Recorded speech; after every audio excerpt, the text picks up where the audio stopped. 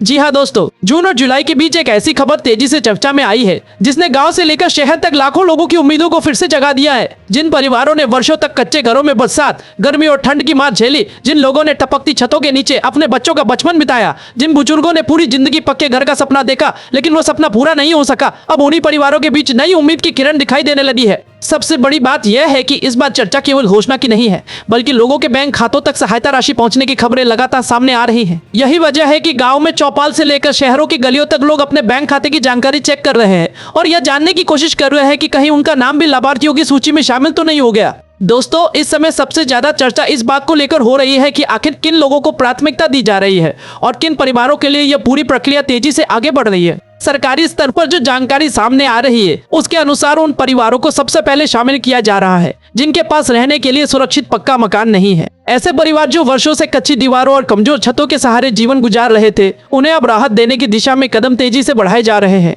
कई राज्यों में सर्वे का काम पूरा हो चुका है, जबकि कई जगहों पर अभी भी जांच की प्रक्रिया जारी है। लेकिन सबसे महत्वपूर्ण बात यह है कि जहां जांच पूरी हो चुकी है, वहां लाभार्थियों के खातों में पहली सहायता राशि भेजे जाने की खबरें लगातार सामने आ रही है। गाँव में अब एक अलग ही माहौल देखने को मिल रहा है। कई परिवार ऐसे हैं जिन्हें लंबे समय तक भरोसा नहीं था कि कभी उनका भी नंबर आएगा। सालों तक उन्होंने सिर्फ योजनाओं की घोषणाएं सुनी, आवेदन दिए, इंतजार किया और फिर निराश हो गए। लेकिन इस बार जब आसपास के लोगों के खातों में सहायता राशि पहुंचने की चर्चा शुरू हुई तो धीरे धीरे उनके मन में भी उम्मीद जगी। कई गाँवों में लोग सुबह सुबह बैंक पहुंच रहे हैं, कोई पासबुक अपडेट करवा रहा है, कोई मोबाइल पर बैंक बैलेंस देख रहा है, तो कोई पंचायत भवन जाकर सूची में अपना नाम खोज रहा है। हर किसी के मन में एक ही सवाल है कि आखिर कब तक उनके घर का सपना भी पूरा होगा। अब मैं आपको बिल्कुल साधारण भाषा में समझाता हूँ कि पूरी प्रक्रिया कैसे आगे बढ़ रही है। सबसे पहले गांव और शहर दोनों क्षेत्रों में उन परिवारों की पहचान की गई जिनके पास पक्का घर नहीं था। इसके बाद स्थानीय स्तर पर सर्वे कराया गया। सर्वे के दौरान परिवार की आर्थिक स्थिति, रहने की व्यवस्था, घर की हालत और अन्य आवश्यक जानकारी एकत्र की गई। जिन परिवारों की स्थिति अधिक कमजोर पाई गई उनके नाम आगे बढ़ाए गए।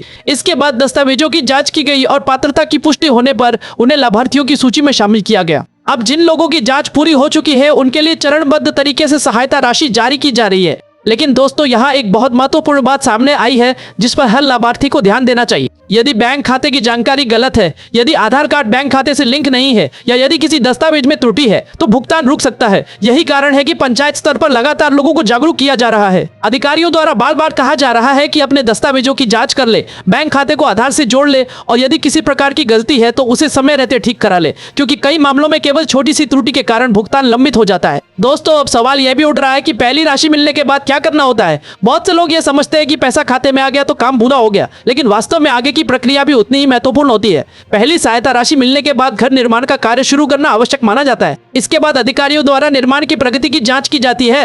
कई जगहों पर मोबाइल एप्लीकेशन के माध्यम से तस्वीरें और लोकेशन दर्ज की जा रही है ताकि यह सुनिश्चित किया जा सके कि निर्माण कार्य वास्तव में शुरू हुआ है। जब जांच में प्रगति सही पाई जाती है तभी अगली सहायता राशि जारी की जाती है। जून और जुलाई 2026 के दौरान अब अलग अलग राज्यों से लगातार नई जानकारी सामने आ रही है। कई जिलों में हजारों परिवारों के नाम स्वीकृत किए गए हैं। उत्तर प्रदेश, मध्य प्रदेश, बिहार, राजस्थान, झारखंड और अन्य राज्यों में स्थानीय स्तर पर तेजी से काम किया जा रहा है। कई गाँवों में अब निर्माण सामग्री पहुंचनी शुरू हो गई है।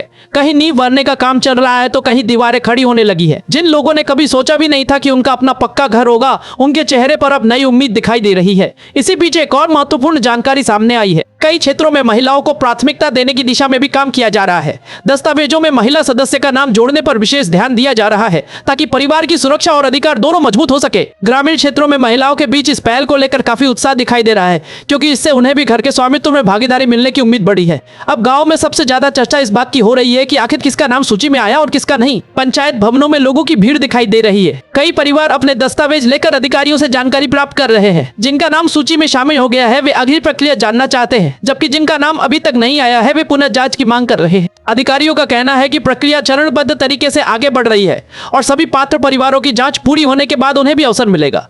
दोस्तों, सबसे महत्वपूर्ण बात यही है कि सहायता राशि सीधे लाभार्थी के बैंक खाते में भेजी जा रही है।